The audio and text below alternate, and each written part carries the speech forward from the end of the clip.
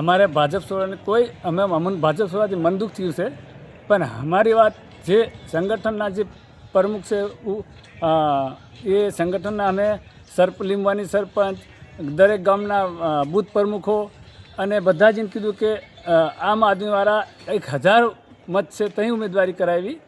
અને તમે 322 મતદારો છે ત્યાં ઉમેદવારી કરી અમે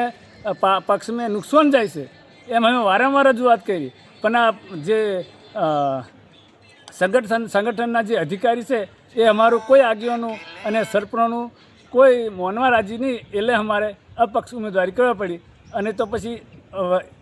વધારે મતદારો છે ત્યાં ઉમેદવારી કરાવો, મને નહીં હાલે મેન્ડેટ મારે એવું ને તો રાયપુર આપો એવું મેં કીધું. રાયપુરની યાદ બીજે હાલો છે, વધારે મતદારો બૂથમાં છે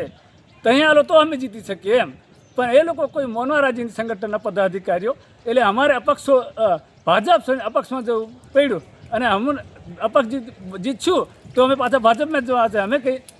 બીજી પક્ષમાં જવાના નહીં, ભાજપ સ્વીકાર ભાજપમાં જ જવાના છે.